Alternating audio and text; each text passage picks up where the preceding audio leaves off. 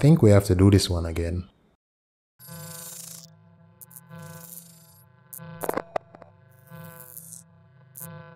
Hey guys, I'm Joe and welcome back to another video. You guys have been hitting that comment section hard and you certainly have a lot of questions.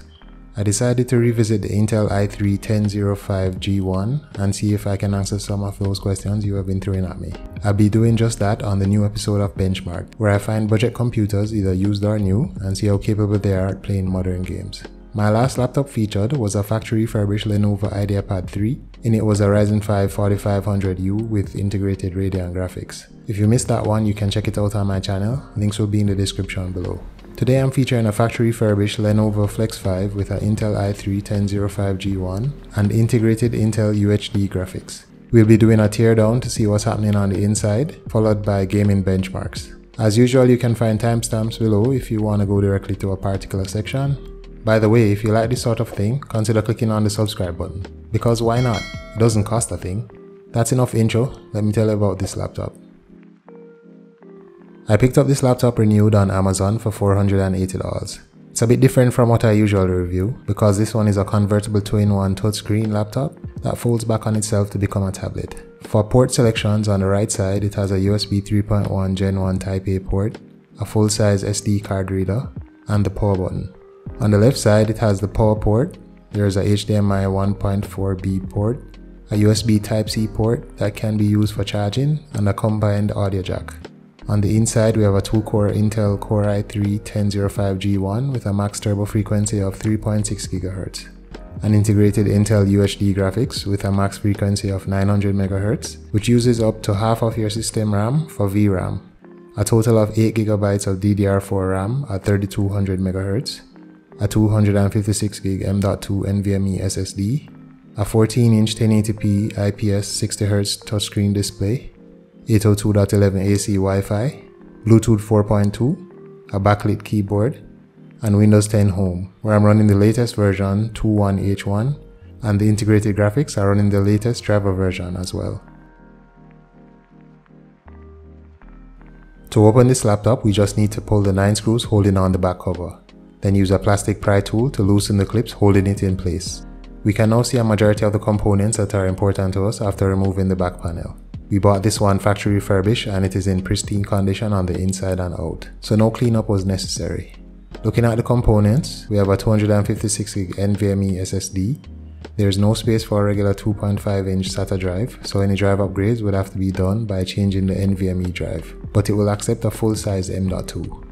For the memory configuration, there is 8GB of 3200 MHz DDR4 RAM soldered on the board, and no memory slots, which is a big negative. I don't like the path PC manufacturers are making nowadays with soldered memory, but on the positive side it's at least dual channel. It has a 52.5 Wh lithium ion battery that Lenovo says should give an impressive runtime of up to 10 hours of normal use. We're now done with the teardown, so let's close it up and do some gaming. Up first we have Rise of the Tomb Raider. I'd consider this one as unplayable. I turned it all the way down to 800 by 600, running it at the lowest graphics, but we only managed to average an FPS of 12.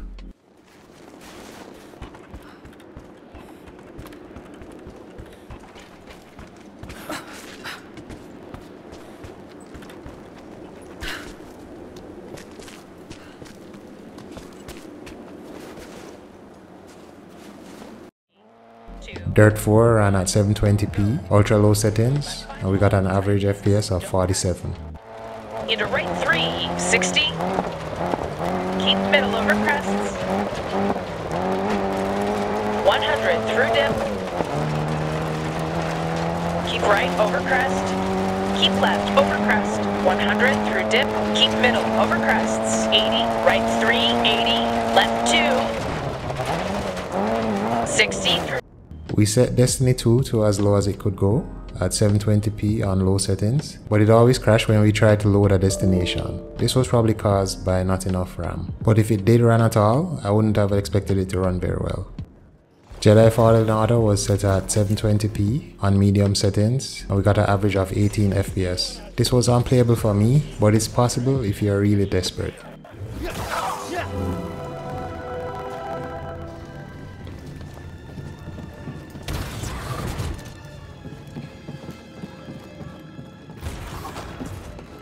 Up here! We've got to stop him from recovering! Get over here, intruder! Get the Jedi! FIFA 21 ran at 720p low, anti-aliasing off, and we got an average of 42 FPS. Pereira. Fruitful looking attack. Can they slot it home? Oh, majestic finish!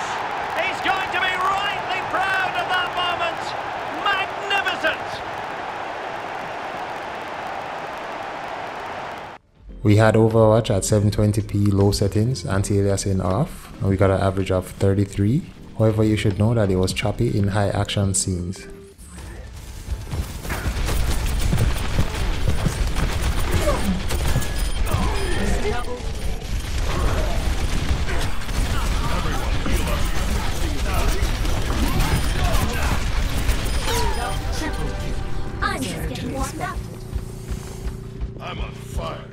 PUBG was set at 720p, very low settings, with the view distance set at high. We were getting an average of 20 FPS, but it didn't really feel that bad. The only problem was the buildings took about 30 seconds to pop in after landing, but then after it was playable.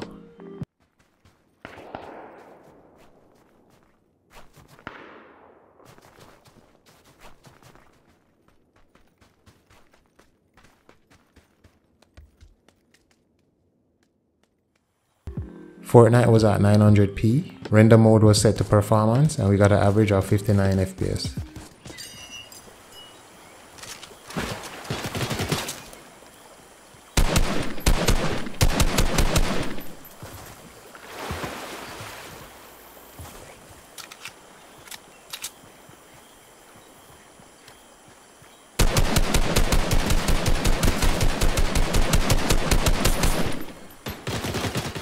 We tried to run NBA 2K21, I had it set at 720p low, but it crashed whenever we tried to load a match. This was probably caused by low VRAM or low memory on a whole. Rocket League was running at 768p at quality settings, and the average frame rate was 34.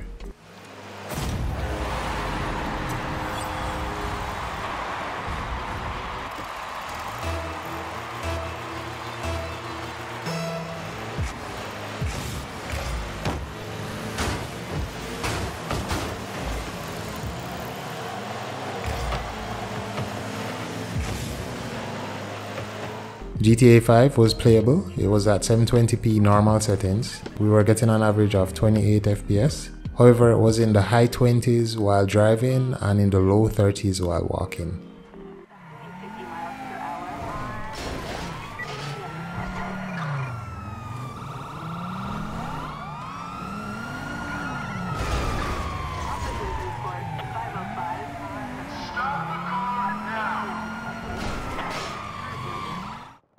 Apex Legends was a choppy mess. We were running it at 720p low and we were getting an average of 22 FPS, but I consider this to be unplayable and I wouldn't recommend trying it.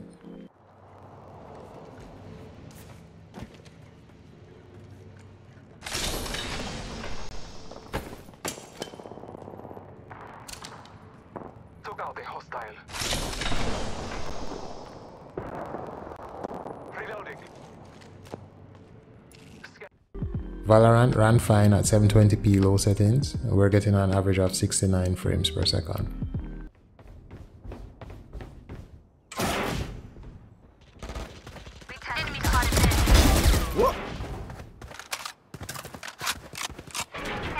One enemy remaining.